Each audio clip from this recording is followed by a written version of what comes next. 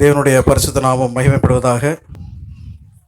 சாயங்காலமும் விடியற் காலமும் ஆகி முதலாம் நாள் ஆயிற்று என்று நாம் வேதத்தில் வாசிக்கிறது போல, சாயங்காலங்களும் விடியற் காலங்களும் ஆகி இதோ இந்த வருஷத்தினுடைய 8வது மாதம் 2வது வாரத்திற்குள்ளாக நாம் நுழைந்திருக்கிறோம். காலங்கள் மாறுகின்றன, சூழ்நிலைகள் மாறுகின்றன, இடம் பெயரப் போகிறோம், தீர்மானங்கள் மாறுகின்றன. எங்கிருந்தாலும் இருக்கிறேன் என்ன செய்து கொண்டே இருக்கிறார். இந்த இடத்த விட்டு போகும்போது ஒரு சின்ன இமோஷன் இருக்க தான் செய்யுது. இந்த இடத்துக்கு, இந்த சபைக்கு அறிமுகமானது இந்த இடத்துல. ஆனாலும் காலங்கள் மாறும், தேவன் நம்மோடு கூட என்ன செய்து கொண்டு இருக்கிறார், இருந்து கொண்டே இருக்கிறார். நம்முடைய சிந்தனைக்காக நாம் மத்தேயு எழுதின சுவிசேஷம் 23வது அதிகாரம், அதைத்தான் நாம் கருப்பொருளாக வைத்து கடந்த சில செய்திகளை நாம் சிந்தித்து கொண்டு வருகிறோம். வசனம் ஞாபகம் இருக்கிறதா? மத்தேயு எழுதின சுவிசேஷம் 23வது அதிகாரம் 37வது வசனத்தை நாம் சேர்ந்து வாசிக்கலாம். மத்தேயு 23:37 என்ன வாசிக்கிறோம்? எருசலேமே எருசலேமே, தீர்க்கதரிசிகளை கொலை செய்து உன்னிடத்தில் அனுப்பப்பட்டவர்களை கல்லறிகிறவளே, கோழி தன் குஞ்சுகளை தன் சிறகுகளின் கீழே கூட்டி சேர்த்து கொள்ளும் வண்ணமாக நான் எத்தனை தரமோ உன் பிள்ளைகளை கூட்டி சேர்த்து கொள்ள மனதாக இருந்தேன், உங்களுக்கோ மனதில்லாமற் போயிற்று. மனதாக இருந்தேன், உங்களுக்கோ மனதில்லாமற் போயிற்று என்ற என்பதை தலைப்பாக வைத்து கிட்டத்தட்ட 5 செய்திகளை நாம் பார்த்தோம். எருசலேமும் அதன் குடிகளும் கர்த்தரை விட்டு விலகும் போதெல்லாம் அவர்களை சேர்த்து கொள்ள மனதாய் தேவன் எடுத்துக்கொண்ட பிரயாசங்கள் என்ன, அதற்கு அவர்களுடைய பிரதிபலிப்பு என்ன என்பதை ஒவ்வொரு நபராக நாம் வாழ்க்கைகளை ஆராய்ந்து பார்க்க ஆரம்பித்தோம். அந்த வரிசையிலே நாம் யாரையெல்லாம் சிந்தித்தோம்? சாலமோனை சிந்தித்தோம், அப்புறம் யெரொபெயாமை சிந்தித்தோம். அடுத்து ராஜ்யம் பிரிகிறது. ராஜ்யம் பிரிந்ததிலிருந்து நாம் யாரை குறித்து சிந்திக்க ஆரம்பித்தோம்? யூதா ராஜாக்கள். ஏன்னா எருசலேம் எதனுடைய தலைநகரம்? யூதாவினுடைய தலைநகரம். அப்போ எருசலேம் பிரிந்த ராஜ்யத்தில், யூதா ராஜ்யத்தில் யாரெல்லாம் எந்தெந்த ராஜாக்களை பார்த்தோம்? சாலமோன், ரெகோபயாம், அபியாம். இப்போ அடுத்து அந்த வரிசையில் பார்க்க வேண்டியது யாருங்க? அபியாமுக்கு அடுத்து அபியாமினுடைய மகன் பெயர் ஆசா. ஆசா ஆசா ஆசானாலே உங்களுக்கு யார் என்ன ஞாபகம் வருது? பலனுள்ளவன் பலனற்றவன். பாடுங்களேன். பலனுள்ளவன் பலன் இல்லாதவன், யாராயிருந்தாலும் உதவிகள் செய்வது லேசான காரியம், உமக்கது லேசான காரியம், லேசான காரியம், எதுவும் லேசான காரியம். பலமுள்ளவன் பலனற்றவன், யாராயிருந்தாலும் உதவிகள் செய்வது லேசான காரியம். இந்த ஆசாவை குறித்து 1 ராஜாக்கள் 15வது அதிகாரம் 8 முதல் 24 வரையுள்ள வசனங்களிலே வாசிக்கலாம். பொதுவாக ராஜாக்கள் புஸ்தகம் 2, அதாவது இஸ்ரவேல் ராஜாக்களை குறித்து, அதாவது வடராஜ்யத்தை குறித்து அதிகமாக விவரமாக எழுதியிருக்கும். நாளாகம புஸ்தகம் தென் ராஜ்யத்தை குறித்து, யூதா ராஜாக்களை குறித்து விரிவாக என்ன செய்திருக்கும், எழுதியிருக்கும். அப்போது ராஜாக்களில் நீங்கள் இவரை பற்றி எங்கே வாசிக்கலாம்னா 15வது அதிகாரம் 8ஆம் வசனம் முதல் 24வது வசனம் வரை உள்ள வசனங்களிலே வாசிக்கலாம். 2 நாளாகமத்தில் இவருடைய குறித்து நீங்கள் வாசிக்க வேண்டும் என்று சொன்னால் 14வது அதிகாரம் 1வது வசனம் முதல் 16ஆம் அதிகாரம் 14வது வசனம் வரை. ஓகே, 1 ராஜாக்கள் 15 8 to 24, 2 நாளாகமும் 14 1 முதல் 16 14 வரை நீங்கள் இவரை குறித்து வாசிக்கலாம். இந்த நாளிலே இது செய்தி தொடரினுடைய தலைப்பு மனதாக இருந்தேன், உங்களுக்கோ மனதில்லாமற் போயிற்று. இந்த செய்தியினுடைய தலைப்பு நீயுமா ஆசா, நீயுமா ஆசா. இந்த ஃப்ரேஸை நான் எங்கேருந்து எடுக்கிறேன்னா, ஷேக்ஸ்பியர் ஒரு பிளே எழுதுவார், ஜூலியஸ் சீசர். ஜூலியஸ் சீசர் அவனை அவனுடைய மிக நெருங்கிய சிநேகிதனை என்ன செஞ்சிருவாங்க, குத்திடுவான். எல்லாரும் குத்துவாங்க, யாரும் குத்துவான்? ப்ரூட்டஸும் குத்துவான். அப்போ தான் ப்ரூட்டஸ்ட்டை பார்த்து சாகிறதுக்கு முன்னாடி கேட்பான், யூடியூப் ப்ரூட்டஸ், நீயுமா ப்ரூட்டஸ், என்னை இப்படி பண்ணிட்டேன். நான் நினைக்கிறேன் ஆசாவினுடைய வாழ்க்கையை பார்க்கும்போது கர்த்தர் கேட்குற ஒரு கேள்வி, நீயுமா ஆசா? அந்த இடத்துல நம்ம பேரை தான் நம்ம போடணும். நீயுமா ரோலண்ட்? சௌரனே உங்கள் பேரை போட்டு பாருங்கள். கர்த்தர் நம்மளை பார்த்து கேட்குற ஒரு கேள்வி, நீயுமாப்பா? நீயுமா ரோலண்ட்? நீயுமா சலோமி? நீ என் பிள்ளைங்க பேரை தான் நான் எடுக்க முடியும். நீயுமா நாபோத்? நீயுமா லூக்? நீயுமா ஆசா? ஏன் அப்படின்னா, ஒருத்தன் வந்து மார்க் ரொம்ப கம்மியாக வாங்கிட்டே இருக்கிறான்னு வச்சுக்கோங்களேன், அவன்றது நம்மகிட்ட ரொம்ப எதிர்பார்ப்பு என்ன செய்யாதுங்க, இருக்காது. மார்க் கம்மியாகிறவன் பாஸ் ஆனால் போதும், தத்தி புத்தி பாஸ் ஆகிட்டான்ல அடேங்க அப்பா பெருசு. ஆனால் ஒரு 80s 90s 95s வாங்கிட்டு இருக்கிறவன் அப்படி நமக்கு வந்து பெரிய எக்ஸ்பெக்டேஷன்ஸை கொடுத்து கொடுத்து கொடுத்து கடைசியில் பப்ளிக் எக்ஸாமில் உட்காந்து 40 மார்க் வாங்கினா எப்படி இருக்கும்? ஆசாவினுடைய வாழ்க்கை அப்படிதான். அவனுடைய ஸ்டார்ட், அவனுடைய துவக்கம் நல்ல துவக்கம். இஸ்ரவேல் நீங்களுடைய ராஜாக்களை பார்த்தீங்கன்னா நல்ல ராஜான்னு யாரையுமே என்ன செய்ய முடியாதுங்க, சொல்ல முடியாது. ஆனால் யூதா ராஜாக்களில் வரிசைகளில் வரக்கூடிய ராஜாக்களில் ஒரு நல்ல ராஜாவாக கருதப்படுகிறது யார்? ஆசா. ஏன் அவன் என்னெல்லாம் செய்தான் வாசிக்கலாம். 2 நாளாகமத்தின் புஸ்தகம் 14வது அதிகாரத்துக்கு வாருங்கள். நம்முடைய தீம் என்ன? மனிதன் தவறும் போதெல்லாம் தேவன் என்னவெல்லாம் செய்கிறார், அதற்கு அவனுடைய பிரதிபலிப்பு என்ன அப்படிங்கிறத வாசிக்கும் போது தான் ஒவ்வொருத்தருடைய கேரக்டரையும் அப்படி படிச்சுக்கிட்டே வரும். அந்த வகையில் ஆசாவினுடைய வாழ்க்கையில் பார்ப்போம். ஆசாவின் வாழ்க்கையை பார்க்குறதுக்கு ஒரு திறவுகோல் வசனமாக வேணால் 1 ராஜாக்கள் 15வது அதிகாரத்துக்கு வந்து ஒரு தடவை அதை வாசிக்கலாம். ஏன்னா அதில் தான் ஒரு சம்மரி கிடைக்கும். 1 ராஜாக்களின் புஸ்தகம் 15ஆம் அதிகாரம் அதனுடைய 9, 8, 10 வசனங்களை நாம் சேர்ந்து வாசிக்கலாம். 1 ராஜாக்கள் 15, 9, 10 என்ன வாசிக்கிறோம்? இஸ்ரவேலின் ராஜாவாகிய எரோபியாமின் 20ஆம் வருஷத்திலே ஆசா யூதாவின் மேல் ராஜாவாகி 41 வருஷம் எருசலேமிலே ராஜ்யபாரம் பண்ணினான். அப்சலோமின் குமாரத்தியாகிய அவனுடைய தாயின் பேர் மாகாள். நீங்கள் இதை இங்கிலீஷ் டிரான்ஸ்லேஷனை வாசித்தீங்கன்னா அதில் எப்படி வரும்னா, அப்சலோமின் பேத்தியாகிய அவனுடைய பாட்டியின் பேர் மாகாள். நல்லா கவனிங்க. இந்த மாகாள் வந்து யாருடைய தாய்? அபியாமினுடைய தாய். யாருடைய மனைவி? ரெஹோபயாமினுடைய மனைவி. சரிங்களா? இங்கே தமிழில் வந்து உங்களுக்கு வந்து அந்த ராஜா மாதாங்கிறதுனால தாய் அப்படிங்கிற பேர் வருது. நீங்கள் இங்கிலீஷ் டிரான்ஸ்லேஷன்ஸ் கிங் ஜேம்ஸ் வெர்ஷன்லையோ நியூ கிங் ஜேம்ஸ் வெர்ஷன்லையோ நீங்கள் வாசிங்கன்னா அதில் எப்படி வரும்னா, அப்சலோமின் பேத்தியாகிய, குமாரத்தியாகியன்னு வராது, பேத்தியாகிய அவனுடைய பாட்டியின் பேர் என்னதுங்க? மாகாள். அப்படின்னா she was such a significant, அப்படி முக்கியத்துவம் வாய்ந்த, ராஜ்யத்தில் முக்கியத்துவம் வாய்ந்த ஒரு பெண்ணாக இருந்தால் இந்த மாகாள். மாகாள் எப்படியோ நீங்கள் ப்ரொனவுன்ஸ் பண்ணிக்கோங்க. சரி, இந்த ஆசாவினுடைய செயல்கள் ஓகே. ஸோ இப்போ இந்த சம்மரிலேருந்து நமக்கு என்ன கிடைக்குது? அவர் எத்தனை வருஷம் ராஜ்யபாரம் பண்ணார்? 41 வருடங்கள். அவருடைய பாட்டி பெயர் என்னதுங்க? மாகாள். அவருடைய அன்னை பெயர் ஏன் குறிக்கப்படலைன்னா, ஒருவேளை அவங்க அந்தளவுக்கு ரொம்ப சிக்னிஃபிகண்ட்டான ஒரு ஆளாக இல்லாமல் இருந்திருக்கலாம், அதனால் அவங்க பேர் வரல. சரி, இவரை பற்றி கூடுதலான விவரங்கள், விவரண குறிப்புகள் நம்ம 2 நாளாகமத்தில் வாசிக்க முடியும். இப்போ நம்ம 2 நாளாகமத்தின் புஸ்தகம் 14வது அதிகாரத்துக்கு திருப்பிக் கொள்ளலாம். கொஞ்சம் வேகமாகவே நம்ம ஓடலாம். 11:30க்கு நமக்கு அப்பாயின்மெண்ட் இருக்கிறது, வேகமாக ஓடுவோம். 14வது அதிகாரம் 1 முதல் 7 வரையுள்ள வசனங்கள் வேகமாக வாசிக்கிறேன். அபியா தன் பிதாக்களுடைய நித்திரை அடைந்த பின் அவனை தாவீதின் நகரத்திலே அடக்கம் பண்ணினார்கள். அவன் ஸ்தானத்திலே அவன் குமாரனாகிய ஆசா ராஜாவானான். இவனுடைய நாட்களில் தேசம் 10 வருஷம் மட்டும் அமெரிக்கையாயிருந்தது. ஆசா தன் தேவனாகிய கர்த்தரின் பார்வைக்கு நன்மையும் செம்மையுமானதை செய்தான். அந்நிய தேவர்களின் பலிபீடங்களையும் மேடைகளையும் அகற்றி சிலைகளை உடைத்து விக்கிரதோப்புகளை வெட்டி தங்கள் பிதாக்களின் தேவனாகிய கர்த்தரை தேடவும் நியாயப்பிரமாணத்தின்படியும் கற்பனையின்படியும் செய்யவும் யூதாவுக்கு கற்பித்து யூதாவுடைய எல்லா பட்டணங்களிலும் இருந்து மேடைகளையும் விக்கிரகங்களையும் அகற்றினான். அவனுக்கு முன்பாக ராஜ்யம் அமெரிக்கையாயிருந்தது. கர்த்தர் அவனுக்கு இளைப்பாறுதலை கட்டளையிட்டதினால் அந்த வருஷங்களில் அவனுக்கு விரோதமான யுத்தம் இல்லாதிருந்தது. தேசம் அமெரிக்கையாக இருந்தபடியினால் யூதாவிலே அரணான பட்டணங்களை கட்டினான். அவன் யூதாவை நோக்கி, தேசம் நமக்கு முன்பாக அமர்ந்திருக்கையில் நாம் இந்த பட்டணங்களை கட்டி அவைகளுக்கு அலங்கங்கள், கோபுரங்கள், வாசல்கள் உண்டு பண்ணி தாழ்பாள்களை போட்டு பலப்படுத்துவோமாக. நம்முடைய தேவனாகிய கர்த்தரை தேடின போது சுற்றிலும் நமக்கு இளைப்பாறுதலை கட்டளையிட்டார் என்றான்.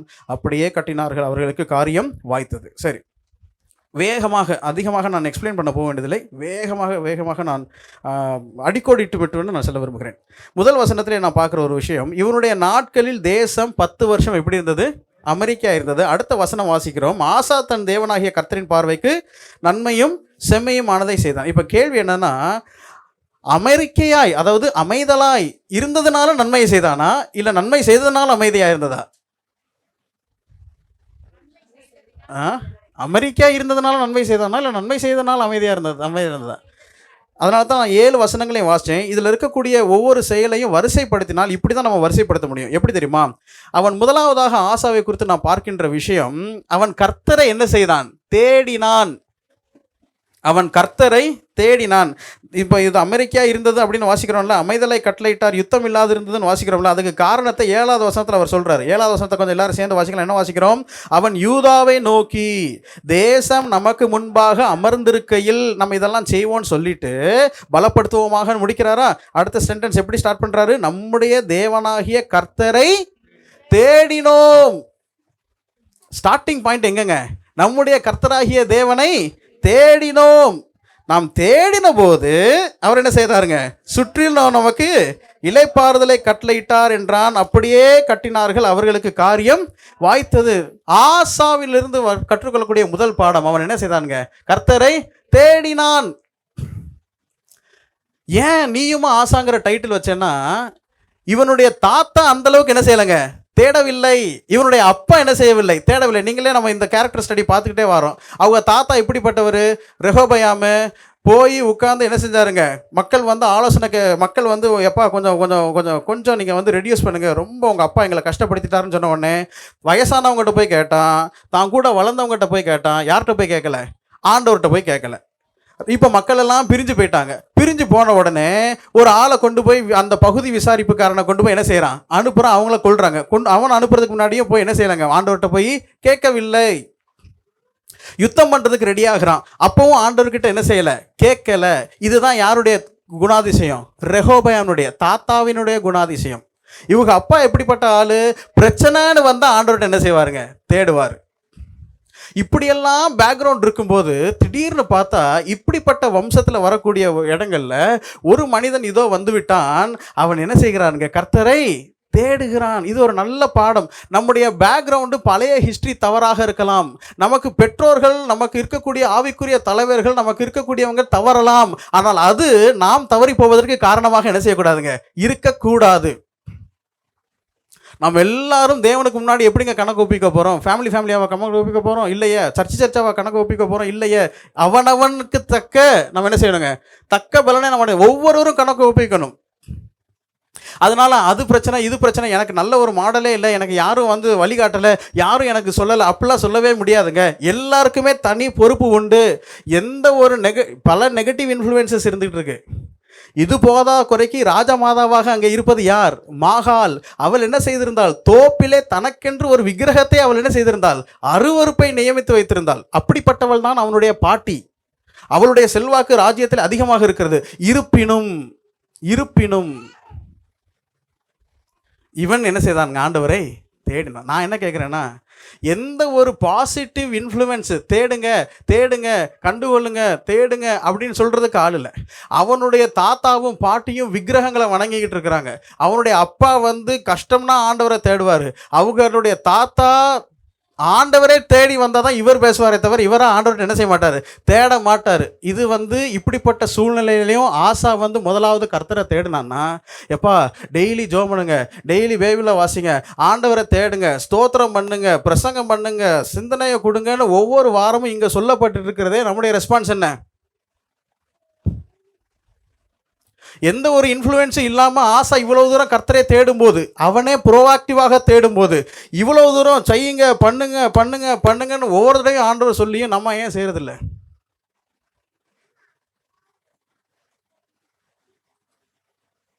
ஆசா கர்த்தரை என்ன செய்தான்? தேடினான்.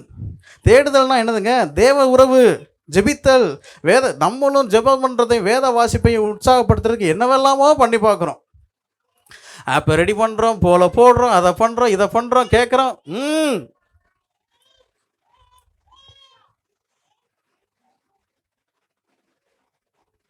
ஆசா தேவனை தேடினான். நம்முடைய எல்லா ஆவிக்குரிய செயல்களுக்கும் அடிப்படை என்னதுங்க? தேவ உறவு, தேவனை தேடுதல். நீங்கள் அதை தவிர்த்துட்டு நீங்கள் வேற எதனாலும் செய்யுங்க, அதை காம்பன்சேட்டே பண்ண முடியாது. நீங்கள் 1000 வேலையை செய்யுங்க ஆண்டவருக்காக. பேசிக்கலாக ஆண்டவர் கேட்கக்கூடிய கேள்வி, I want to spend time with you. நான் உன்னை அறிய வேண்டும், நீ என்ன செய்ய வேண்டும்? அறிய வேண்டும். தேவனை அறிதல்ங்கிறதே ஒரு தனி விஷயமாச்சுங்க. தேவனை அறிதல் நம்ம எவ்வளோ தேவன் அறிந்திருக்கிறோம், தேவனுடைய தன்மைகளை எவ்வளோ அறிந்திருக்கிறோம், அவருடைய நற்செயல்களை எவ்வளோ அறிந்திருக்கிறோம், அவருடைய குணாதிசயங்களை எவ்வளோ அறிந்திருக்கிறோம், அவருடைய சித்தத்தை எவ்வளோ அறிந்திருக்கிறோம், அவர் நமக்காக வைத்திருக்கிற தனிப்பட்ட சித்தத்தை எவ்வளோ அறிந்திருக்கிறோம், அவர் நமக்காக சபைக்காக வைத்திருக்கிற பொதுவான சித்தத்தை எவ்வளோ அறிந்திருக்கிறோம். தேவனை தேட வேண்டும். ஆசா கர்த்தரை என்ன செய்தான்? எந்த ஒரு பாசிட்டிவ் இம்பேக்ட் அவனுக்கு இல்லாத போதும், அவனுக்கு ஒரு நல்ல முன் நடத்தக்கூடிய முன் உதாரணங்கள் அவனுக்கு இல்லாத போதும் அவனாகவே கர்த்தரை என்ன செய்தான்? தேடினான். நம்ம எப்படி தேடினதினுடைய விளைவு என்ன? தேடுதலினுடைய விளைவு என்ன? என்றைக்கு ஒரு மனுஷன் தேவனை தேடுகிறான் என்று சொன்னாலே தேவனோடு உறவாடுகிறானோ, அவரிடத்தில் தன்னுடைய விஷயங்களை எல்லாம் ஜபத்தினாலே சொல்லுகிறானோ, அவருடைய விஷயங்களை எல்லாம் வேத வாசிப்பினாலே தெரிந்து கொள்கிறானோ, இம்மிடியேட்டாக அது நெக்ஸ்ட் வெளிப்படுவது எதில் தெரியுமா? செயல்களில். ஆசா தேவனை தேடினான். இரண்டாவது, தேடுதலின் விளைவாக ஆசா செயல்பட்டான். He was just not a seeker. அவன் வசனத்தை கேட்கிறவர்களாய், நம்ம யாக்கோபில் வாசிச்சோம் இல்லையா, திருவசனத்தை கேட்கிறவர்களாய் மாத்திரமல்ல, அவைகளின்படி செய்கிறவர்களாயும் என்ன செய்ய வேண்டும்? இருக்க வேண்டும். இவன் கேட்டான், தேவனை தேடினான். தேவனை தேடுதலினுடைய விளைவு தேவன் உணர்த்தின உடனே அவன் என்ன செய்தானுங்க? செயல்பட்டான். என்னெல்லாம் செய்தான் பாருங்கள். 14வது அதிகாரத்தில் அங்கதான் 3வது வசனத்திலிருந்து வாசிக்கிறோம். என்ன செய்யறானுங்க? அந்நிய தேவர்களினுடைய பலிபீடங்களை அந்நிய தேவர்களுடைய பலிபீடங்களை அகற்றி, அடுத்து என்னென்ன வேர்ப்ஸ்லாம் வருது பாருங்க. அகற்றி, சிலைகளை உடைத்து, விக்கிரக தோப்புகளை வெட்டி. ஃபஸ்ட்டு என்றைக்குமே நீக்க வேண்டியவர்களை முதலாவது என்ன செய்ய வேண்டும்? நீக்க வேண்டும். அதுக்கப்புறம் தான் செய்ய வேண்டியவர்களை என்ன செய்ய வேண்டும். நீக்க வேண்டியவைகளை நீக்காமல் செய்ய வேண்டியவைகளை செய்திருந்தால் கொஞ்சம் புளித்தமாக என்ன செய்யுதுங்க? கொஞ்சம் புளித்தமாக என்ன செய்யுங்க? முழு மாவை என்ன செஞ்சிருங்க? புளிப்பாக்கி விட்டுரும். ப்ராப்ளம் என்னன்னா, நீக்க வேண்டியகளை நம்ம என்ன செய்கிறது இல்லைங்க? நீக்குகிறது இல்லை. அகற்ற வேண்டியவைகளை நாம் அகற்றுவதில்லை. நம்முடைய செயல்கள் we should don't the don'ts and do the do's. செய்ய வேண்டியவைகளையும் செய்ய வேண்டும், செய்யக்கூடாதவைகளையும் செய்யக்கூடாது. we should don't the don'ts and we should do the do's. செய்ய வேண்டியவைகளை செய்யக்கூடாதவைகளையும் செய்யக்கூடாது, செய்ய வேண்டியவைகளையும் செய்ய வேண்டும், நீக்க வேண்டியவைகளை நீக்க வேண்டும், அகற்ற வேண்டியவைகளை அகற்ற வேண்டும். சாலமோனை கேட்டால் அவர் சொல்லுவார், நான் என்னுடைய சிந்தையை ஞானத்தினால் நிறைத்து கொண்டிருக்கும் போதே என்னுடைய இருதயத்தை நான் மதுபானத்தினால் என்ன செஞ்சேன்? தேற்றினேன். ரெண்டும். அந்த சைடு போய் ஆலயத்தில் போய் பலி செலுத்துவார், ஆயிரக்கணக்கான ஆடுகளை பலி செலுத்துவார். இங்கிட்டு எதை என்ன செய்வாருங்க?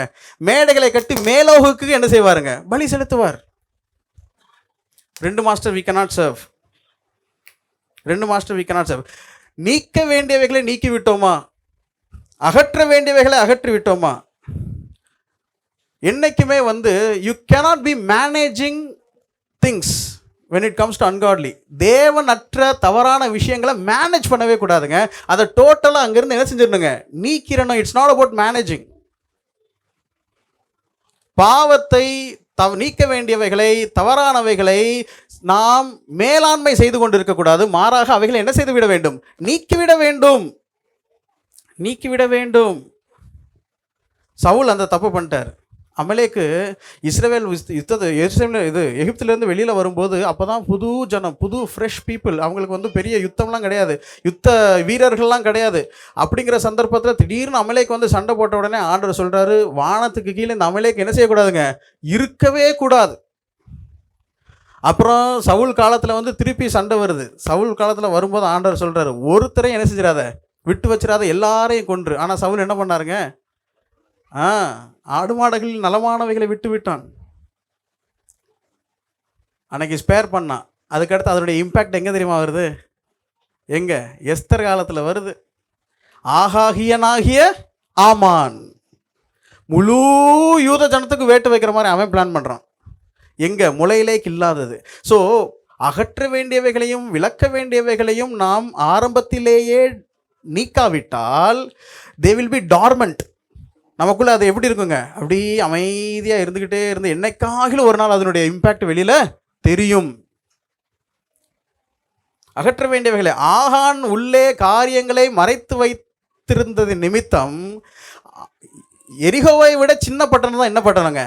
ஆயி பட்டணம். ஆனால் அதை என்ன செய்ய முடியலை? மேற்கொள்ள முடியவில்லை. ஏன்? உள்ளே என்ன இருக்குதுங்க? ஆகானனுடைய நீக்க வேண்டியவைகள் அங்கே இருந்து கொண்டு இருக்கிறது உள்ளே. ஸோ தேவனை தேடினான். தேவனுடைய தேடுதலின் விளைவாக செயல்பட்டான். நீக்க வேண்டியவைகளை நீக்கி செய்ய வேண்டியவைகளை செய்தான்.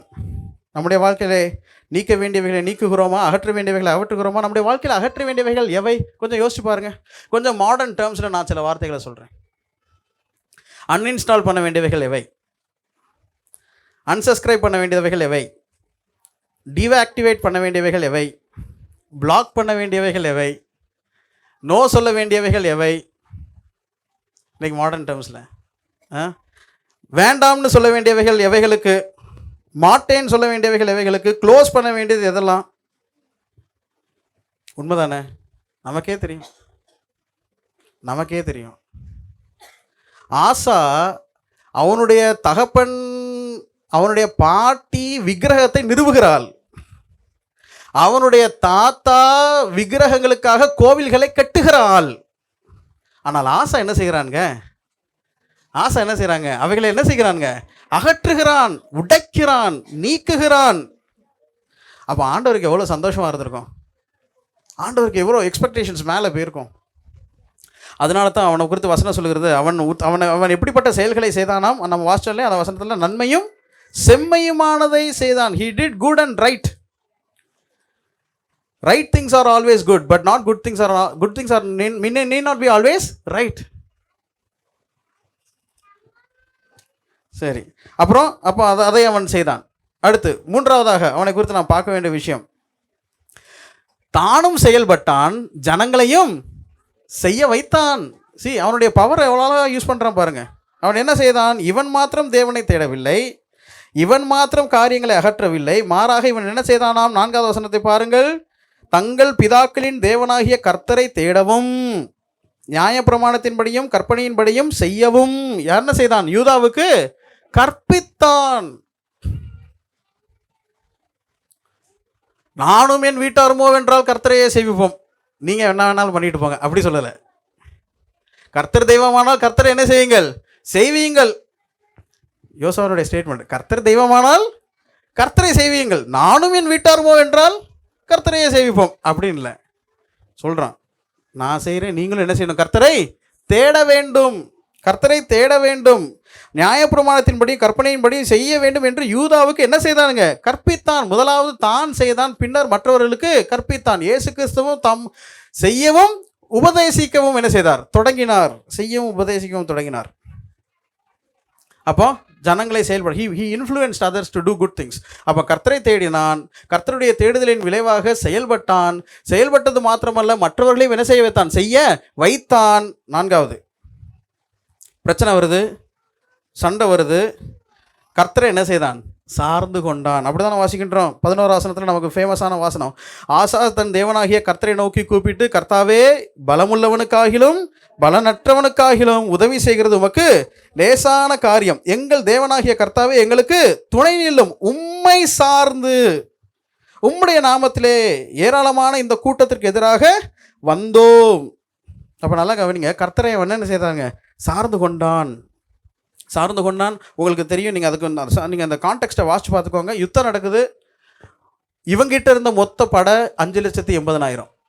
இவனுக்கு எதிராக இருந்த படையில் 10 லட்சம் பேர் இருக்கிறாங்க. இவன்கிட்ட இருந்தது எங்களுங்க 50%, 58%. அங்கே இருக்கிறது எவ்வளோங்க? 100. இதை எதிர்க்கிறான். ஆனால் இவனுக்கு முடியலை.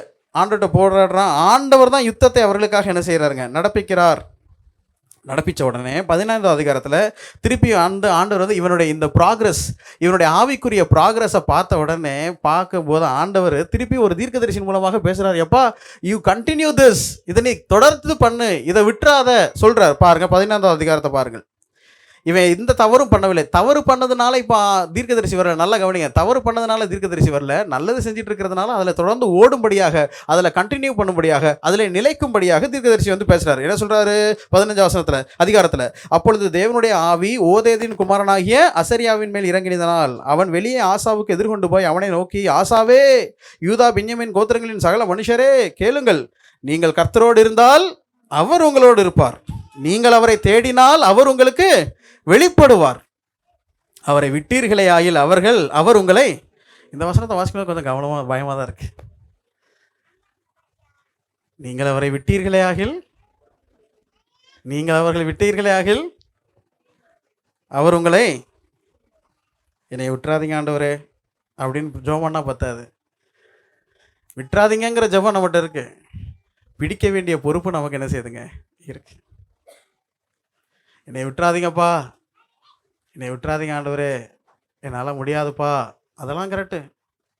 பிடிக்க வேண்டிய பொறுப்பு நமக்கு என்ன செய்யுதுங்க இருக்குது. சரி, அப்புறம் அடுத்து என்ன சொல்கிறது, என்ன சொல்கிறார் பாருங்க, விட்டுவார். இஸ்ரவேலில் அநேக நாளாய் மெய்யான தேவனும் இல்லை, உபதேசிக்கிற ஆசாரியனும் இல்லை, வேதம் எங்கே இல்லை? இஸ்ரவேலில், வடராஜ்யத்தில் இஸ்ரவேலில் இல்லை. சில நேரங்களில் வந்து இன்டர்சேஞ்சபிளி தென்ராஜ்யமாகவே இருந்தாலும் இவங்களை அட்ரஸ் பண்ணும்போது பொதுவாக இஸ்ரேலுங்கிற வார்த்தையை என்ன செய்கிறாருங்க யூஸ் பண்ணுறாரு. சரி, இது யாரை குறித்தாலும் ஓகே. அடுத்து தங்கள் நெருக்கத்தில் இஸ்ரவேல் தேவனாகிய கர்த்தருக்கு திரும்பி அவரை தேடின போது அவர் அவர்களுக்கு வெளிப்பட்டார் அப்படின்லாம் சொல்லிட்டு வர்றாரு. 7வது வசனத்தை பாருங்கள். 7வது வசனம், நீங்களோ உங்கள் கைகளை நெகிழ விடாமல் திடன் கொள்ளுங்கள், உங்கள் கிரியைகளுக்கு பலனுடன். அதாவது என்ன சொல்கிறாங்கன்னா, நீங்கள் இப்படியே இருந்து சோர்ந்துடாதீங்க, இன்னும் நீங்கள் உங்களை என்ன செய்யுங்க, ஸ்ட்ரெங்தன் பண்ணுங்கள், திடன் கொண்டு, டேக் கரேஜ், தைரியப்படுங்கள், உற்சாகப்படுங்கள், இன்னும் தீவிரமாக செயல்படுங்க அப்படின்னு அவர் சொன்னபோது அங்கேயும் ஆசாவனுடைய ரெஸ்பான்ஸை பாருங்கள். ஆசா என்ன செய்தாராம், அதுக்கு பிரதியுத்தரமாக ஆசா என்ன பிரதி செயலாக ஆசா என்ன செய்கிறார்? 8வது வசனத்தை பாருங்கள். ஆசா இந்த வார்த்தைகளையும் தீர்க்கதரிசியாகிய ஓதையும் தீர்க்க தரிசனத்தை கேட்டபோது அவன் திடன் கொண்டு, அவர் திடன் கொள்ளுங்கள் என்று சொல்லுகிறார், இவனும் என்ன செய்தான்? திடன் கொண்டான். திடன் கொண்டான். என்ன செய்தானுங்க? அருவருப்புகளை யூதா பென்யமின் தேசம் அனைத்திலும் எப்ராயிமின் மலை தேசத்திலும் தான் பிடித்த பட்டணங்களும் இருந்து அகற்றி, இன்னும் தீவிரப்படுத்துறாரு. அகற்றி, அதில் இருக்கக்கூடிய வினை சொற்களை மட்டும் எடுக்கிறேன். அந்த வசனத்திலே அகற்றிங்கிற வார்த்தை வருது. அதுக்கடுத்து கடைசி 2 வார்த்தைகள், பலிபீடத்தை புதுப்பித்து, பலிபீடத்தை புதுப்பித்து. அதுக்கடுத்து 10வது வசனத்தில் ஆசா அரசாண்ட 15ஆம் வருஷம் 3ஆம் மாதத்திலே அவர்கள் எருசலேமிலே கூடி. இப்போ என்ன யாரெல்லாம் கூடுறாங்க தெரியுமா? இவனுடைய நல்ல செயல்களை பார்த்த உடனே வடராஜ்யத்திலிருந்து ஆட்கள் இப்போ இவனை என்ன செய்கிறாங்க? சப்போர்ட் பண்ணுறாங்க. பாருங்கள் 9வது வசனத்தை பாருங்கள். 9வது வசனத்தில் பின்பகுதி மேலே பாருங்கள், அவனுடைய தேவனாகிய கர்த்தர் அவனோடு இருக்கிறதை கண்டு இஸ்ரவேலிலிருந்து திரளான ஜனங்கள் அவன் பட்சத்தில் சேர்ந்தார்கள். நல்லா கவனிங்க, நம்ம ஆண்டவருக்காக செயல்படும் போது மனித தயவு நமக்கு தாராளமாக என்ன செய்யுது, கிடைக்கிறது. ஸோ இவங்கெல்லாம் வர்றாங்க, கூடினார்கள். அப்போ அகற்றினார், புதுப்பித்தார், கூடினார். 11வது வசனத்தில் கடைசி வார்த்தை பலியிட்டார். 12வது வசனத்துலையும் 13வது வசனத்துலையும் சேர்த்து படிங்க. தேடுவோம் என்று உடன்படிக்கை செய்தார். 14வது வசனத்தில் கடைசி வார்த்தை ஆணையிட்டார். இவர் மட்டும் செய்யலை, எல்லாரும் என்ன செஞ்சாங்க. நல்லா கவனிங்க. எப்பா இதை விட்டுறாதப்பா, இதை தொடர்ந்து கண்டினியூ பண்ணு, இன்னும் தைரியமாக ஓடுன்னு சொல்லும் போடும்போது இவரும் திடன் கொண்டார், அகற்றினார், புதுப்பித்தார், கூடினார்கள், பலியிட்டார், தேடினார். அத்தாடி எல்லாம் கேள்வியாக கேட்க போகிறாங்க. தேடினார், உடன்படிக்கை செய்தார், ஆணையிட்டார். சரிங்களா? எல்லாம் நடக்குது. இவங்க எல்லாம் ஆணையிட்டார்கள். 15வது வசனம் எப்படி வாசிக்கிறோம் அதை மட்டும் சேர்ந்து வாசிக்கலாம். இந்த ஆணைக்காக யூதா ஜனங்கள் யாவரும் சந்தோஷப்பட்டார்கள், தங்கள் முழு இருதயத்தோடும் ஆணையிட்டு தங்கள் முழு மனதோடும் அவரை தேடினார்கள். டெக்ளரேட்டிவ் ஸ்டேட்மெண்ட். இவங்க என்ன ஆணையிட்டாங்களோ ஆணையிட்டன்படி இவர்கள் என்னார்கள்? செய்தார்கள். நல்லா கவனிங்க. இது எத்தனாவது வருஷத்தில் நடக்குது? ஆசா அரசாண்ட 15ஆம் வருஷம். ஆசானுடைய மொத்த அரசாட்சி எவ்வளோ வருஷம்? 41. ஸோ முதல் 15 வருடங்கள் தீவிரமாக ஓடுறார். ஆண்டவர் இவருடைய ஓட்டத்தை பார்த்து பேசும்போது இன்னும் தீவிரமாய் ஓடுறார். அப்படி இன்னும் தீவிரமாய் ஓடும்போது தான் அங்கங்கே விக்கிரகங்களை நீக்கினவர் கடைசியில் எங்கே கை வைக்கிறாரு? ராஜா மாதாவே என்ன செய்கிறாருங்க? கை வைக்கிறாரு. அங்கே தான் வசனத்தை வாசிக்கிறோம். 15ஆம் அதிகாரத்தில் பார்க்குறோம். தோப்பிலே 16ஆம் வசனம், தோப்பிலே அருவருப்பான விக்கிரகத்தை உண்டு பண்ணின ராஜாவாகிய ஆசாவின், அதை சரியாக சொல்கிறதா இருந்தா பாட்டியான மாகாளையும் ராஜாத்தியாக இராதபடிக்கு ஆசா விலக்கி போட்டு அவருடைய விக்கிரகத்தையும் என்ன செய்தான்? தகர்த்தான். தைரியம் கொண்டு இதை தொடருன்னு சொல்லும்போது உண்மையிலேயே தைரியம் கொண்டு எங்கே கை வைக்கிறாங்க? அந்த அம்மாவனுடைய செல்வாக்கு எவ்வளோ இருந்திருக்கும்? தாத்தாவினுடைய ரொம்ப ஃபேவரட்டான ஒய்ஃபு. எத்தனையோ ஒய்ஃபுகள் இருந்தாங்க, அதில் ரொம்ப ஃபேவரட்டான ஒய்ஃபு. அதனால தான் அவனுடைய பிள்ளைகளில் வந்து யார் வந்ததுங்க? அபியா வந்தது. அப்படி வந்ததுனால தான் இவனும் அதுக்கடுத்து வர்றான். ஆனால் தப்புன்னு இருக்கும்போது அதை நீட்டாக என்ன செய்கிறாங்க? அதை டீல் பண்ணுகிறான். அப்போ ஆசா தேவனை ஒரு சின்ன குவிக் சம்மரி. ஆசா கர்த்தரை தேடினான், தேடினதின் விளைவாக செயல்பட்டான். எப்படி செயல்பட்டான்? நீக்க வேண்டியவைகளை நீக்கினான், செய்ய வேண்டியவைகளை செய்தான். அடுத்து தானும் செய்தது மாத்திரமல்ல, ஜனங்களையும் செயல்பட வைத்தான். 4வதாக கர்த்தரை சார்ந்து கொண்டான். 5வதாக திடன் கொண்டு தைரியம் கொண்டு இன்னும் தீவிரமாக என்ன செய்தான்? செயல்பட்டான். சரி, இவன் இப்படியெல்லாம் செஞ்சார்ல, ஆண்டவர் இவனுக்கு என்னெல்லாம் செஞ்சார் தெரியுமா? இவன் இதெல்லாம் ஆண்டவருக்கு இவன் ஆண்டவருக்காக இதை செஞ்சான். ஆண்டவர் இவனுக்கு என்னெல்லாம் செஞ்சார்? குவிக்காக சில கீவேர்ட்ஸை மட்டும் அப்படி டக்கு டக்குன்னு சொல்லிட்டு போய்ட்றேன். முதல்ல 1வது வசனத்தில் கடைசி வார்த்தை அமெரிக்கையாக இருந்தது. 3வது வசனத்தில் 5வது வசனத்தில் மறுபடியும் கடைசி வார்த்தை ராஜ்யம் அமெரிக்கையாக இருந்தது. 6வது வசனத்தில் 3வது வார்த்தை இலைப்பாறுதலை கட்டளையிட்டதினால். அதே மேலே யுத்தம் இல்லாது இருந்தது, தேசம் அமெரிக்கையாக இருந்தது. ஆண்டவர் இவங்களுக்கு ஃபஸ்ட்டு கொடுத்தது என்னதுங்க? இலைப்பாறுதலை என்ன செய்தார்? கொடுத்தார். சமாதானத்தை கொடுத்தார், இலைப்பாறுதலை கொடுத்தார். 2வது 7வது வசனத்தில் கடைசி வார்த்தை அவர்களுக்கு காரியம் அவங்களுடைய எல்லா முயற்சியிலையும் தேவன் என்ன செய்தாருங்க? கைகுடி வர பண்ணினார்.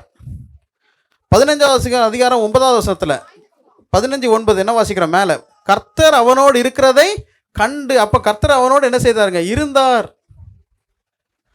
அதே இதில் வசனத்தில் திரளான ஜனக்கூட்டங்கள் அவன் பட்சத்தில் சேர்ந்தார்கள்னா மனித தயவு என்ன செய்தார்? கிடைக்க பண்ணினார். அதுக்கடுத்து 15:15 என்ன வாசிக்கிறோம்? முழு மனதோடும் அவரை தேடினார்கள்னு நடுவில் வாசிக்கிறோமா? 15வது வசனத்தில் நடுப்பகுதியில் முழு மனதோடும் அவரை தேடினார்கள். அடுத்து கர்த்தர் அவர்களுக்கு தேவன் தம்மை அவர்களுக்கு வெளிப்படுத்தினார். இவன் ஆண்டவருக்காக செய்கிறான், ஆண்டவர் இவனுக்காக காரியங்கள் என்ன செய்கிறார்? ரொம்ப அருமையாக ஸ்மூத்தாக போய்கிட்டு இருந்துச்சு லைஃப். எத்தனை வருஷத்துக்கு? 15 வருஷத்துக்கு. மொத்த ஆட்சி எவ்வளவு? 41. சரி, அடுத்து வாசிக்கலாம். 19வது வசனம் 15-19 ஆசா அரசாண்ட 35ஆம் வருஷம் மட்டும் யுத்தம் இல்லாது இருந்தது. 16வது வசனம் 1வது அதிகாரம் 1வது வசனம் ஆசா அரசாண்ட 36ஆம் வருஷத்தில். இந்த இடத்துல ஒரு சின்ன 36ஆம் வருஷத்திலே வாசிங்க தொடர்ந்து. இஸ்ரவேலின் ராஜாவாகிய பாஷா யூதாவுக்கு விரோதமாக. அப்போ யூதாவுக்கு விரோதமாக பாஷா எத்தனாவது வருஷத்தில் வந்தான்? நல்லா கவனிங்க, எத்தனாவது வருஷத்தில் வந்தான்? 36வது வருஷத்தில். ஒரு நிமிஷம் நீங்கள் 1 ராஜாக்கள் புஸ்தகத்துக்கு திருப்பிக்கோங்க. 15வது அதிகாரம் 1 ராஜாக்கள் 15:33. 1 ராஜாக்கள் ஒரு சின்ன மேத் இங்கே பண்ண வேண்டியது இருக்குது, நோட் பண்ணிக்கலாம். 1 ராஜாக்கள் 15:33 எல்லாரும் சேர்ந்து வாசிக்கலாம். என்ன வாசிக்கிறோம்? யூதாவின் ராஜாவாகிய ஆசாவின் 3ஆம் வருஷத்திலே. எத்தனாவது வருஷத்திலே? 3ஆம் வருஷத்திலே அகியாவின் குமாரனாகிய பாஷா இஸ்ரவேல் அனைத்தின் மேலும் திர்சாவிலே ராஜாவாகி எத்தனை வருஷம் ஆண்டான்? 24. அப்போ 3வது வருஷத்தில் இவர் ராஜ்யத்துக்கு வந்தார். இவருடைய ஆசாவினுடைய 3வது வருஷத்தில் பாஷா ராஜ்யபாரத்தை ஆரம்பித்து 24 வருஷம் அவர் ஆண்டார்னா அவர் எத்தனாவது வருஷத்தில் அப்போ ஆட்சியை முடிச்சிட்டாரு, இறந்துட்டாரு? 27வது இல்லை 26வது. ஏன்னா 3ஆவதுங்கிறதுனால 26வது அல்லது 7வது வருஷத்தில் அவர் என்ன செஞ்சுருக்கணும்? இறந்துருக்கணும். ஆனால் இங்கே நமக்கு 4ஆகமத்தில் என்ன வாசித்தோம்? எத்தனாவது வருஷத்தில் வர்ற மாதிரி வாசிக்கிறோம்? 36. அப்போ 10 வருஷம் இடிக்குது இல்லையா? அப்போ இதுக்கு விளக்கங்கள் என்ன சொல்கிறாங்கன்னா, இந்த 36வது வருஷங்கிற கணக்கு வந்து ராஜ்யம் பிரிஞ்சு இல்லையா, யுனைடெட் கிங்டம் சேர்ந்த ராஜ்யம் 2ஆக பிரிஞ்சதில் இருந்தால் அங்கேருந்து கணக்கெடுத்து வரப்படுகிறதுனால இது வந்து பிரிந்த ராஜ்யத்தில் இவர் ஆட்சி செய்யும்போது இது எத்தனாவது வருஷம்? 36வது வருஷம் என்று சொல்லுகிறார்கள். அதுதான் பொதுவாக எல்லாராலையும் அக்செப்ட் பண்ணப்படுகிறது. ரெகோபயாம் 17 வருஷம், அபியாம் 3 வருஷம், ஆசா 41 வருஷம். அப்போ ஆசா ஆட்சிக்கு முன்னாடியே எத்தனை வருஷம் போயிடுச்சுங்க? 17 + 3 20 முடிஞ்சிருச்சு. அப்போ மொத்த யுனைடெட் கிங்டமில் வந்து 23வது வருஷத்தில் தான் யார் ராஜாவாகிறது? அங்கே பாஷா. அதிலிருந்து இன்னொரு நீங்கள் 27 வருஷமா 24 எத்தனை வருஷம் இவர்? 24. அப்போ 23 + 24 47வது வருஷத்தில் தான் இவர் இறக்குற மாதிரி அந்த கணக்கு சொல்லுது. இன்னும் ஒரு கருத்து என்ன இருக்குதுன்னா, இது வந்து 15-16ங்கிறத விட இந்த கணக்கின்படி பார்த்தா இந்த இடத்துல ஆசா அரசாண்ட 35ங்கிறதுக்கு பதிலாக எத்தனாவது வருஷம்னு வரணும்? 15வது வருஷம்னு வரணும். அதே மாதிரி கீழே வந்து 16வது வருஷம் வரணும். ஆனால் எனக்கு அது கொஞ்சம் ஏற்றுக்கொள்ள கொஞ்சம் கஷ்டமாக இருக்கிறது. ஏன்னா 19வது அதிகாரத்தில் ஆசா அரசாண்ட 35ஆம் வருஷம் மட்டும் அப்படிங்கிறத 15வது வருஷம்னு எடுத்துக்கிட்டு 36வது வருஷத்தை 16வது வருஷம்னு எடுத்துக்கிட்டோம்னா திருப்பி பின்னாடி நீங்கள் அதுக்கடுத்து நீங்கள் வாசிக்கும்போது 12வது வசனத்தில் ஆசா அரசாண்ட 39ஆம் வருஷத்திலே தன் கால்களில் வியாதி கண்ட. அப்போ இந்த இடத்துல எத்தனாவது வருஷத்தில் அவனுக்கு வியாதி வருது? 39வது வருஷத்தில். 13வது வசனத்தில் 41வது வருஷத்தில் மரித்தான். இந்த இந்த விஷயத்துக்கு திருப்பி மக்கள் வந்து என்ன சொல்லிட்டாங்க, இது வந்து ஆசாவினுடைய 39 அப்படின்னு சொல்கிறாங்க. அதனால் எனக்கு அது கொஞ்சம் கணக்கு வித்தியாசமாக இருக்குது. ஆனால் அதை விட இன்னொரு விளக்கம் இருக்குதுன்னா, இது வந்து 15-16 கிடையாது, மாறாக 25வது 26வது அந்த வருஷங்கள் 25. அது வந்து ஒரு காப்பிங்கில் மிஸ்டேக்காக இருக்குது. இது வந்து 35-36 கிடையாது, மாறாக 25-26 என்று சொல்லும்போது இவருடைய இந்த கரெக்டான ஆசாவினுடைய 41 வருஷ கணக்கும் கரெக்டாக இருக்குது. அந்த டைமில் யாரும் உயிரோடு இருப்பா, பாஷாவும் உயிரோடு இருப்பா. அதனால் அதை நம்ம எடுத்துக்கலாம், நான் அதை எடுத்துக்கிறேன். இருந்தாலும் காரியங்கள் இப்படி தான் இருக்கிறதாங்கிறத நீங்கள் வேதத்தில் ஆராய்ந்து பார்த்து எது சரியோ அதை நீங்கள் எடுத்துக்கலாம். சரி, எதுவாக இருந்தாலும் கணக்குகள் எப்படியாக இருந்தாலும் கருத்துக்களுக்கு நான் வருகிறேன். இப்போ ராஜா இப்போ பாஷா வந்து இப்போ என்ன செய்கிறாங்க, யுத்தத்துக்கு வாரார். நல்லா கவனிங்க, எந்த ஒரு பாசிட்டிவ் இன்ஃப்ளூயன்ஸ் இல்லாமலேயே, எந்த ஒரு பாசிட்டிவ் முன்னுதாரணம் இல்லாமலேயே தானாக ஆண்டவர் என்ன செய்தார், தேடினார். தேடினதின் விளைவாக பெரிய பெரிய ரெஃபர்மேஷன்ஸ், சீர்திருத்தங்களை தேசத்தில் அவர் என்ன செய்தார், கொண்டு வந்தார். தானும் செய்ததும் இல்லாமல் மற்றவர்களையும் என்ன செய்ய வைத்தார். தன்னுடைய ஜனங்கள் மாத்திரமல்ல, மற்ற இஸ்ரவேலில் இருக்கக்கூடிய மற்றவர்களையும் வரவழைத்து அவர்களுக்கு ஒரு பெரிய என்ன சொல்கிறது, ஒரு ஓத் எடுக்கிறாங்க, ஒரு உறுதி பண்ணுகிறார்கள், உடன்படிக்கை பண்ணுகிறார்கள். இனிமேல் நம்ம ஆண்டவர் தான் என்ன செய்வோம், சேவிப்போம், முழு மனதோடு அவரை தேடுவோம்னு சொல்லி அதெல்லாம் பண்ணாங்கல்ல. அரசாட்சி ஆரம்பித்து ஒரு 25-26 வருஷம் வரும்போது இப்போ இஸ்ரவேலின் ராஜா வருகிறான். நல்லா கவனிங்க, இஸ்ரவேல் ராஜாவுக்கு ஆண்டவர் யுத்தம் வந்து ஓய பண்ணினார், அமைதலாக இருந்தது அப்படின்னு சொன்னால் கோல்டு வார் இருந்துக்கிட்டே தான் இருந்துச்சு.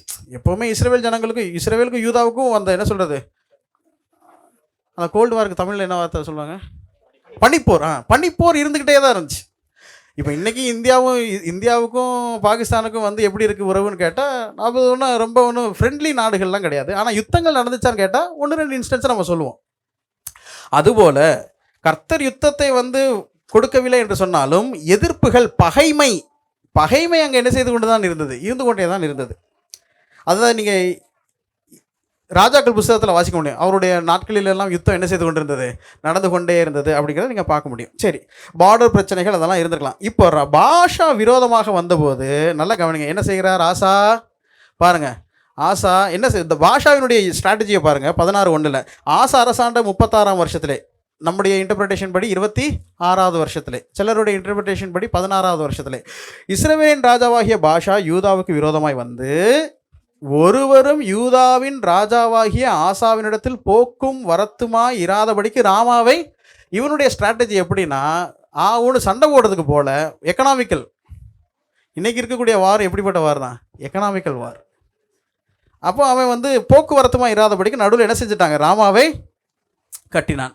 இப்போ ஆசாவினுடைய செயல்களை பாருங்கள். இப்போ ஆசாவினுடைய செயல்கள் எத்தனாவது வருஷத்தில், கிட்டத்தட்ட 26வது வருஷத்தில், 41 ஆண்டுகால ஆட்சியில் 26வது வருஷத்தில் ஆசா என்ன செய்கிறாங்க, கர்த்தருடைய ஆலயத்திலும் ராஜாவின் அரண்மனையிலும் உள்ள பொக்கிஷங்களில் உள்ள வெள்ளியும் பொன்னையும் எடுத்து யார்கிட்ட போய் கொண்டு போய் கொடுக்குறாரு, தமஸ்குவில் பாசம் பண்ணுகிற பெனாதாத். இப்போ யாரை சாருகிறாருங்க, ஒரு புறஜாதியான போய் சாருகிறார். ஆண்டவரை இதுக்கு முன்னாடி ஒரு சண்டை வந்த போது, ஆண்டவரே கர்த்தாவே, பலமுள்ளவனுக்காகிலும் பலன் இல்லாதவனுக்காகிலும் உதவி செய்வது உமக்கு லேசான காரியம்னு ஆண்டவரிடம் ஜெபித்த மனிதன் இப்பொழுது தன்னோட கூட இருந்து தன்னிடத்திலிருந்து பிரிந்து போன இஸ்ரவேல் ராஜா இப்பொழுது சண்டைக்கு வரும் பொழுது, அல்லது அவர் இப்படிப்பட்ட ஒரு தடையை ஏற்படுத்தும் போது இப்போ யார்கிட்ட போகவில்லை, கர்த்தரிடத்திலே போகவில்லை. ஒரு பாடம், நிற்கிறவன் விழாதபடிக்கு, அப்படி சொல்லலை வசனம், எப்படி சொல்லுகிறது, தன்னை நிற்கிறவன் என்று எண்ணுகிறவன். அப்படின்னா என்னத்தை, யாருமே ஆண்டவருடைய பார்வையில் நிற்கவே என்ன செய்ய முடியாதுங்க, முடியாது. we are all imperfect. அப்படிப்பட்ட நாம் எப்பொழுது வேண்டுமானாலும் விழுவதற்கு வாய்ப்பு உண்டு என்பதை அறிந்து கொண்டு மிகுந்த ஜாக்கிரதையோடு என்ன செய்ய வேண்டும், ஒவ்வொரு தீர்மானங்களையும் செயல்களையும் செய்ய வேண்டும். இதுக்கு முன்னாடி ஆண்டவரை தேடினவர் இப்போ யாரை தேடுறாருங்க, மனுஷனை தேடுகிறார். அதுவும் எந்த மனுஷனை, தன்னுடைய யூதா ராஜாவில் இருக்கக்கூடிய யாரையாச்சும் போய் கேட்டான் அப்படிங்கிற மாதிரிலாம் கிடையாது. யாரை போய் தேடுகிறாருங்க, புறஜாதியான போய் தேடுகிறான். அது தேடுறதுக்கு அவன் யூஸ் பண்ணுகிற விஷயங்கள் எவைகள், கர்த்தருடையவைகள்.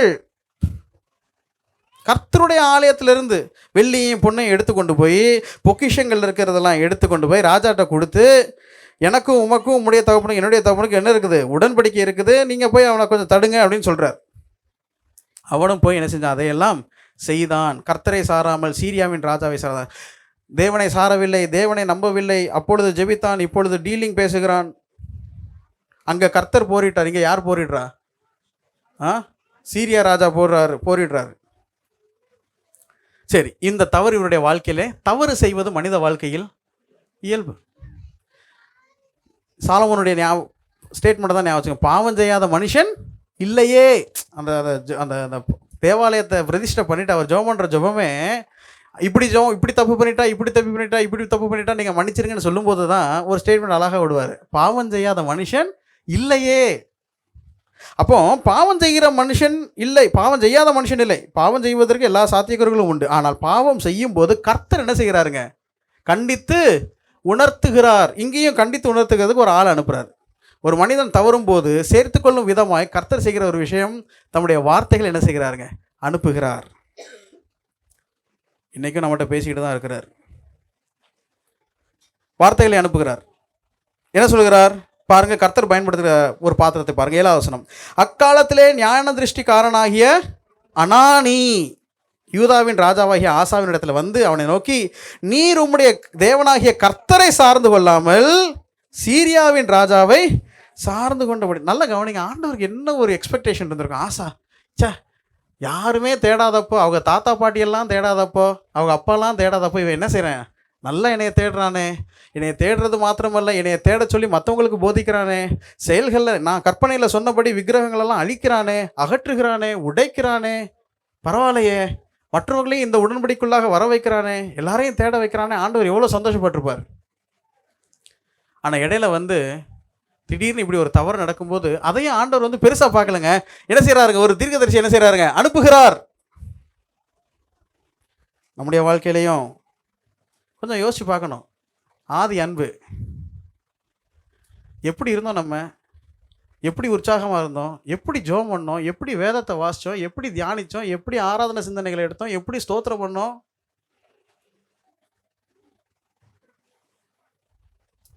அப்போ நல்லா கவனிங்க, வந்து அவர் பேசுகிறார். என்ன சொல்கிறாரு, என்ன சொல்கிறாரு, உன்னுடைய தேவனாகிய கர்த்தரை சார்ந்து கொள்ளாமல் சீரியாவின் ராஜாவை சார்ந்து கொண்டபடினால் சீரியாவின் ராஜாவின் இராணுவம் உமது கைக்கு. அப்போ ஆண்டவருடைய பிளான் என்ன தெரியுமா, இஸ்ரவேலை மட்டும் இல்லை, யாரையும் இவன் கையில் கொடுக்கணும், சீரியாவையும் கையில் கொடுக்கணும். ஆனால் இன்னைக்கு சீரியாவை சார்ந்துக்கிட்டதுனால இப்போ சீரியாட்ட என்ன செய்ய முடியாதுங்க, சண்டை போட முடியாது. நல்லா கவனிங்க, ஒரு சின்ன பாயிண்ட். நம்முடைய மனித பலத்திலையும் மனித சித்தத்திலையும் மனித முயற்சியிலையும் சில விஷயங்களை நம்ம எடுக்கும்போது நமக்கு அது பாசிட்டிவாக அன்னைக்குள்ள பர்பஸ் சால்வ் ஆகிடும். ஆனால் ஆண்டவர் வச்சிருக்கக்கூடிய பெரிய விஷயத்தை நம்ம என்ன செஞ்சிருவோம், இழந்துருவோம்.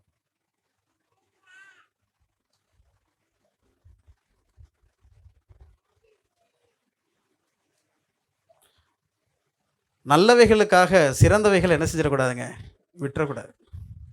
இதை ஜிம் எலியட்டினுடைய வார்த்தைகளை சொல்கிறதா இருந்தால், தக்க வைக்க முடியாத ஒன்றை இழக்க முடியாத ஒன்றை தக்க வைப்பதற்காக தக்க வைக்க முடியாத ஒன்றை இழப்பவன் முட்டாள் அல்ல. இழக்க முடியாதது ஜீவன், ஆத்மா.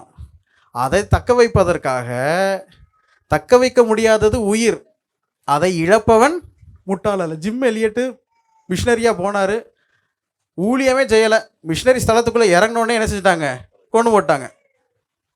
அங்கே போகிறதுக்கு முன்னாடி அவர் சொன்ன ஸ்டேட்மெண்ட்டு, இழக்க முடியாத ஆத்மாவை தக்க வைப்பதற்காக தக்க வைக்க முடியாத ஜீவனை இழப்பவன் முட்டாள் அல்ல. சரி, அப்போ இங்கே வந்து இவர் பேசுகிறாரு. ஆசா உடனே, ஐயோ ஆண்டவரே, ஐயோ நான் பாவம் செய்தேன் அப்படி சொன்னானா? அப்படி சொன்னவன் தான் யாருங்க, நீரே அந்த மனுஷன் அப்படின்னோடனே அதான் தாவீது. ஆண்டவர் வந்து என்ன எதிர்பார்க்குறாருன்னா, தப்பு செய்யக்கூடாதுன்னெலாம் எதிர்பார்க்கல. தப்பு செய்கிறது இயல்பு. ஆனால் தப்பு செய்கிறதை உணர்த்தப்படும் போது அதை வந்து அக்செப்ட் பண்ணக்கிட்டு மனம் திரும்பக்கூடிய மனப்பாங்க நமக்கு என்ன செய்யணுங்க, வேணும். இவன் என்ன செய்தான் பாருங்கள். இவன் என்ன செய்தான்? 6வது வசனத்தில் பாருங்கள். சாரி, இதுதான் வசனம். 9வது வசனம். தம்மை பற்றி உத்தம இருதயத்தோடு இருக்கிறவர்களுக்கு தம்முடைய வல்லமையை விளங்க பண்ணும்படி கர்த்தருடைய கண்கள் பூமியெங்கும் உலாவிக் கொண்டிருக்கிறது. இந்த விஷயத்தில் மதி இல்லாதவராயிருந்தீர். ஆகையால் இது முதற்கொண்டு உமக்கு யுத்தங்கள் நேரிடும் என்றான். இதில் கொஞ்சம் கடினமும் என்ன செய்யுதுங்க இருக்குது. கரெக்டா உணர்த்துறது மாத்திரமல்ல, அதில் ஒரு சின்ன சிக்ஷையும் கர்த்தர் என்ன செய்கிறாரு, கொடுக்குறாரு. நம்ம ஏற்கனவே பார்த்துட்டோம், எபிரேயரில் அதை பற்றி படிக்கவும் செஞ்சிட்டோம். தகப்பன் சிட்சியாத புத்திரன் உண்டோ, அதில் ஒரு வசனம் அங்கே, அதில் இன்னொரு வசனத்தை சேர்த்து வாசிடலாம். அது ஆக்சுவலி நீதிமொழிகள் 3வது அதிகாரத்தை தான் அங்கே கோட் பண்ணுறாரு. நீதிமொழிகளின் புஸ்தகம் 3வது அதிகாரம். இத்தனைக்கு இந்த ஸ்டேட்மெண்ட்டை சொன்னது யார்? இவங்க தாத்தா, இவங்க கொள்ளு தாத்தா தான் இதெல்லாம் சொல்லி கொடுத்தது. என்ன சொல்கிறாரு பாருங்கள், நீதிமொழியின் புஸ்தகம் 3வது அதிகாரம் 11-12. இதுதான் எபிரேயரில் கோட் பண்ணப்படுகிறது. நீதிமொழிகள் 3:11-12. என் மகனே, நீ கர்த்தருடைய சிட்சையை அற்பமாக எண்ணாதே. அடுத்த வார்த்தை ரொம்ப ரொம்ப முக்கியம். சிட்சையை பற்றி மட்டும் பேசுகிறோம், சில நேரத்தில் கர்த்தர் எதையும் கொடுக்குறாருங்க. கர்த்தர் எதையும் கொடுக்குறாருங்க, கடிந்து கொள்ளுதல். அவர் கடிந்து கொள்ளும் போது என்ன செய்யாத. இன்னைக்கு கொஞ்சம் பிரசங்கத்தில் கொஞ்சம் டஃப் ஆயிடுச்சுனாலே அவ்வளோதான். பேசாமல் நான் இனிமேல் எப்படி யோசிக்கிறேன்னா, ஒரு நாள் ஒரு செய்தி கொடுக்கலான்னு யோசிக்கிறேன். எப்படின்னா, ஆசீர்வதிக்கும் தேவன் நம்மை ஆசீர்வதிப்பா. ஆபிரகாமை ஆசீர்வதிச்ச தேவன், ஈசாக்கை ஆசீர்வதிச்ச தேவன். அதாவது பேசாமல் அப்படி முடிச்சிட வேண்டியதான்.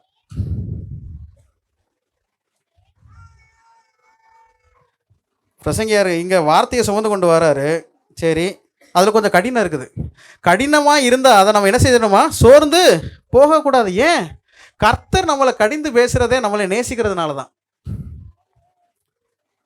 வேற ஒருத்தன் பிள்ளையை தகப்பன் என்ன செய்ய முடியாதுங்க, கடிந்து கொள்ள முடியாது. யாரோ ஒருத்தவங்க தான் ஏதோ கண்டிக்க சொல்லும்போது, எப்போ வேண்டாம் நாப்பா அப்படின்ட்டு நான் ஏதோ எங்களுக்குள்ளே ஒரு குழந்தைய வந்து கொஞ்சம் அமைதியாக இருங்க அப்படின்னு சொல்லும்போது, வேண்டாம் அதை அவங்க பெற்றோர் பார்த்துக்குவாங்க அப்படின்ட்டேன்.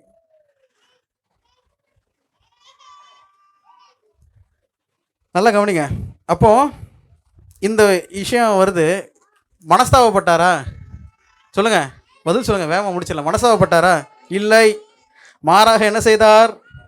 10வது வசனம். அது நிமித்தம் ஆசா ஞான திருஷ்டிக்காரன் மேல் சினந்து கடுங்கோபம் கொண்டு அவனை காவலறையிலே. உண்மையிலே இந்த நாட்களில் எழுதுன தீர்க்க தரிசிகளெல்லாம் நினச்சி பார்க்கணும். அதனால தான் எருசலேமில் நம்ம வாசிச்ச அந்த ஓப்பனிங் ஸ்டேட்மெண்ட்டில் ஆண்டவர் என்ன சொல்கிறார் தெரியுமா? எருசலேமே எருசலேமே, எருசலேமுக்கு ஒரு ஒரு ஒரு அடைமொழி கொடுக்குறாரு. உன்னிடத்தில் அனுப்பப்பட்ட தீர்க்க தரிசிகளை கொலை செய்கிறவளே. வசனத்தை சொன்னால் சொல்கிறவனுக்கு என்னதுங்க, சிட்சை. இதுக்கடுத்து இவங்க மகன் யோசபாத்துட்ட அவனும் ஒரு கர்த்தருடைய தீர்க்கதரிசியை கேட்குறான். மிகாயா முதல்ல இவங்க ஏற்ற மாதிரி போங்க, யுத்தத்துக்கு போங்க அப்படின்ட்டான். இல்லை நீ உண்மையை சொல்லு அப்படின்னா, போக மேய்ப்பனில்லாத ஆடுகள் மாதிரி இருக்காங்க இஸ்ரேல்னு சொன்ன உடனே, பார்த்தியா இவன் எப்போவுமே எனக்கு விரோதமாக என்ன செய்கிறான், நெகட்டிவாக தான் சொல்கிறான்ட்டு. அவனுக்கு என்னத்தை கொடுத்தாங்க தெரியுமா? இடுக்கத்தின் அப்பம், இடுக்கத்தின் தண்ணீர். எல்லாரும் அப்படி தான். யோவான் ஸ்நானகன் தலையவே என்ன செஞ்சாச்சுங்க, தூக்கியாச்சு. சரி, இது அல்லாமல் அவனை காவலறையில் வைத்தான். இது அல்லாமல் அக்காலத்திலே ஜனங்களுக்குள் சிலரை கொடூரமாய் நடப்பித்தான். நல்லா கவனிங்க, நான் உங்களுக்கு ஒரே ஒரு விஷயத்தை மட்டும் சொல்ல விரும்புகிறேன். எப்போவுமே தப்பு பண்ணுறவன் வந்து உணர்த்தப்படும் போது அவன் ஒன்றும் ரியாக்ட் பண்ண மாட்டான். ஆனால் பொதுவாக வந்து நல்லது செஞ்சுருக்காங்க பார்த்தீங்களா, வாழ்க்கையில் கொஞ்சம் பெர்ஃபெக்டாக இருந்திருக்காங்க பார்த்தீங்களா, அவங்களுக்கு வந்து வீழ்ச்சி அடையும் போது சொன்னால் அந்த ஈகோ வந்து என்ன செய்யாதுங்க, விடாது. நான் சொல்கிறேன், உங்களுக்கு புரியுதா? பெர்ஃபெக்டாக இருக்கிறவங்களுக்கு வந்து தவறும் போது சுட்டி காட்டினா அது என்ன செய்யாதுங்க, பிடிக்காது. திட்டு வாங்குறவன் வாங்கி வாங்கி வாங்கி பழக்கப்பட்டு அவனுக்கு மறந்து போயிடும். ஆனால் நல்லா படிக்கிறவனுக்கு மனசு உருக்கும், உள்ளுக்குள்ளே தெரியும். ஆனால் வெளியில் வந்து அதை ஒத்துக்கொள்கிறதுக்கும் தாழ்மைப்படுகிறதுக்கும் எது அனுமதிக்காதுங்க, ஈகோ அனுமதிக்காது. ஈகோ அனுமதிக்காது. சரி, அப்போ அங்கே கொஞ்சம் கொடூரமாக நடத்தினா.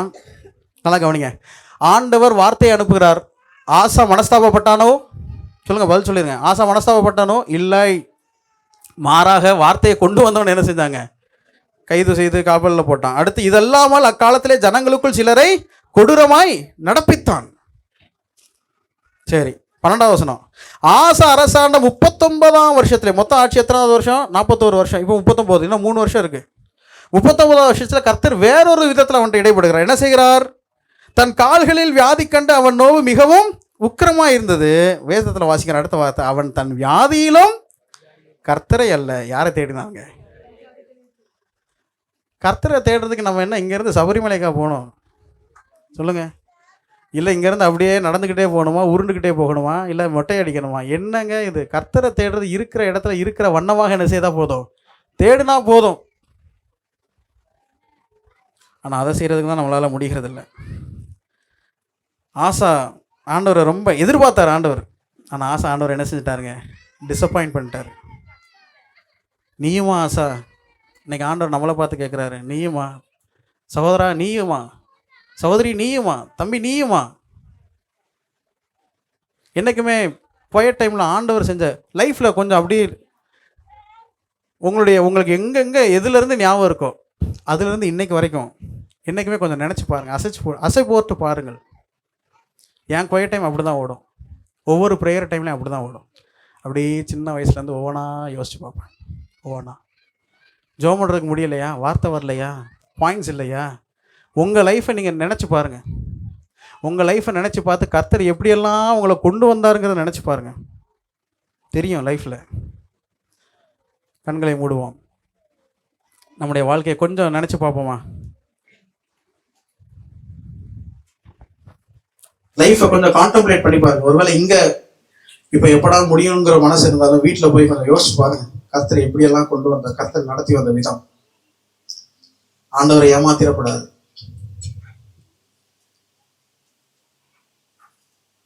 ஆண்டவரை டிசப்பாயிண்ட் பண்ணிடக்கூடாது. ஆசா நல்ல துவக்கம். கொஞ்சம் யோசிச்சு பாருங்க. கர்த்தர் நம்மளை பார்த்து சொல்றாரு, எப்பா நீ ஆதி அன்பை எப்படி இருந்தா தெரியுமா? நீ எப்படி ஜெபம் பண்ண, எப்படி பைபிள் வாசிச்ச, இந்த சபையில நீ எத்தனை ஸ்தோத்திரம் பண்றதுக்கு எப்படி எந்திரிச்ச, எவ்வளவு ஆராதனை சிந்தனைகளை நீ கொடுத்த, ஊழியத்துக்கெல்லாம் எப்படி கலந்துகிட்ட, கூட்டங்களுக்கு எப்படி வந்த, மக்களோடு உள்ள உறவுல நீ எப்படி இருந்த, இன்னைக்கு என்ன ஆச்சு? இன்னைக்கு என்ன ஆச்சு? சுத்தமானவர்கள் 10 பேர் அல்லவா? சுத்தமானவர்கள் 10 பேர் அல்லவா? ஒருவன் மாத்திரம்தான் வந்திருக்கான். மற்றவர்கள் எங்கே? நான் உனக்காகவும் தானே ரத்தம் சிந்தினேன். நீ அப்படிலாம் செயல்பட்டியே, நீ எப்படி இருந்த?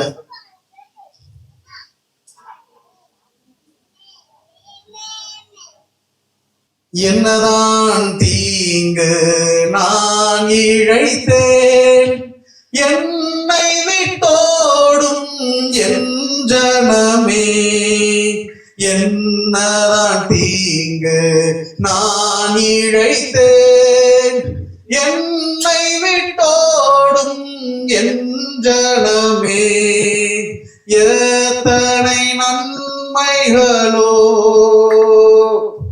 உனக்காக நான் செய்தேனல்லோ,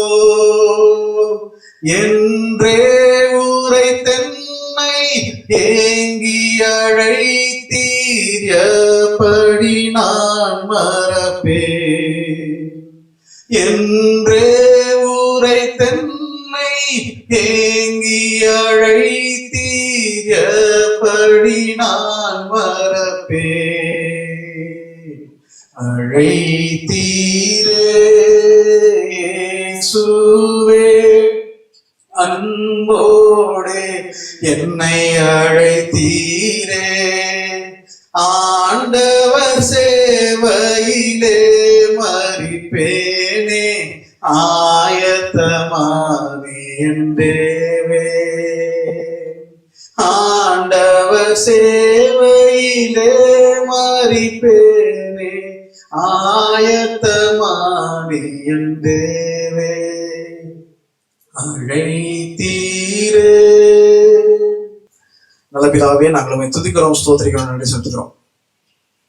எருசலேமே எருசலேமே, கோழி தன் குஞ்சுகளை கூட்டி சேர்த்துக் கொள்ளவனமாக எத்தனை தினமோ உன்னை சேர்த்துக் கொள்ள மனதாயிருந்தேன், நான் மனதாயிருந்தேன், உனக்கு தான் மனதில்லாமல் போயிற்று என்று அன்றைக்கு எருசலேமை பார்த்து கண்ணீர் விட்டு அழுத ஆண்டவர் இன்றைக்கு எங்களையும் பார்த்து கலங்கி நிற்கிறதை நாங்கள் காண்கிறோம்.